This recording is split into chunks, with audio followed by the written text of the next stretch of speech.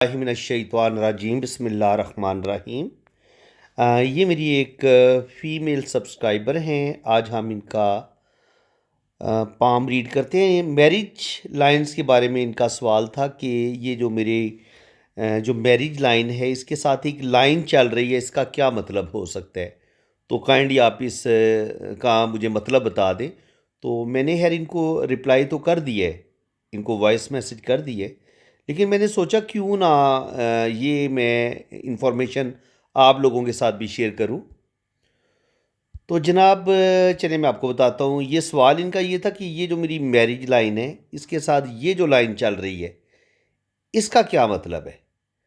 तो बड़ी दिलचस्प इंफॉर्मेशन है जनाब। इसके बारे में मैं जो कुछ भी पता चल सकता है वो मैं सारा आपके साथ डिस्कस करूँगा इंशाल्लाह ताला। तो सबसे पहले आप ये देखें कि ये दो तीन मतलब होते हैं इस चीज़ के। अगर इस तरीके से लाइन चले यूं करके, अगर तो इतना बड़ा दोशाहा हो तो इसका मतलब ये होता है कि कुछ अरसा ही वो शादी चलती है और कुछ अरसे के बाद मियाँ बीवी की सोचों में इख्तलाफ आ जाता है। या तो हस्बैंड बैरून मुल्क चला जाता है, होता है ना, लोग बैरून मुल्क चले जाते हैं, यूके चले गए, कनाडा चले गए, वहाँ पे पेपर नहीं बन रहे, इधर से वो शादी करके चले जाते हैं, लेकिन वहाँ पे सेटलमेंट का मसला बन जाता है, इंसान के पास पेपर नहीं होते, तो फिर वो यूरोप का ही होके रह जाता है और तकरीबन 10 साल 15 साल वो बीवी पाकिस्तान में रह रही है और जो हस्बैंड है वो यूके में उधर फंसा हुआ है और उसकी सेटलमेंट नहीं हो पा रही, वो अपने घर वापस पाकिस्तान वापस नहीं आ पा रहा। तो एक ये वाली रीज़न भी बनती है कभी कभी। अगर शुरू में तो मिलाप हो लेकिन उसके बाद मियाँ बीवी में आपस में एक जुदाई आ जाए, वो जुड़े तो होते हैं आपस में, लेकिन आपस में उनका मिलाप नहीं हो पा रहा होता। वो एक दूरी, यानी कि बहुत दूर डिस्टेंस पे एक दूसरे से जी रहे होते हैं, यानी कि वो एक यूरोप में बैठा हुआ है, एक पाकिस्तान में बैठा हुआ है। तो ये वाली सूरत हाल भी बनती है। अब एक और रीज़न भी होती है। दूसरी रीज़न ये होती है कि मियाँ बीवी की शादी हुई, कुछ अरसा तो शादी चली और साथ ही फिर उनके लड़ाई झगड़े शुरू हो गए और फिर बात इतनी ज़्यादा बढ़ी कि बात तलाक तक चली गई। दूसरा इसका मतलब ये होता है। अब जो तीसरा मतलब है वो भी मैं आपको बताता हूँ।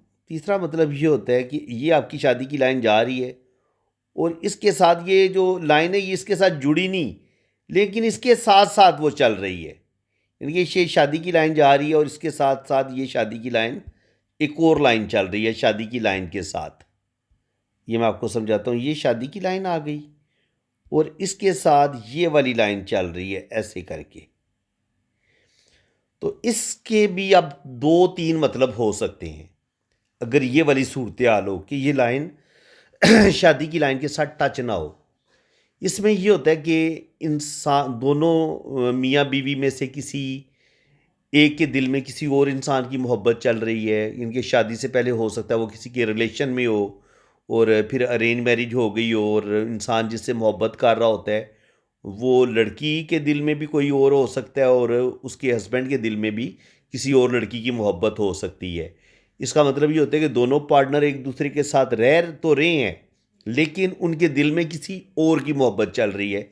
इसको हम इस तरीके से भी पढ़ते हैं, इसको हम इस तरीके से भी पढ़ते हैं। जो दूसरा तरीका है, दूसरा इसका मीनिंग ये हो सकता है कि मियाँ बीवी एक दूसरे से बहुत ज़्यादा मोहब्बत की तवक्को कर रहे होते हैं, तो दोनों पार्टनर एक दूसरे को वो मोहब्बत नहीं दे पा रहे होते जितना उसका पार्टनर चाह रहा होता है कि मुझे इस लेवल की मोहब्बत मिले या इतनी शिद्दत की मोहब्बत मिले।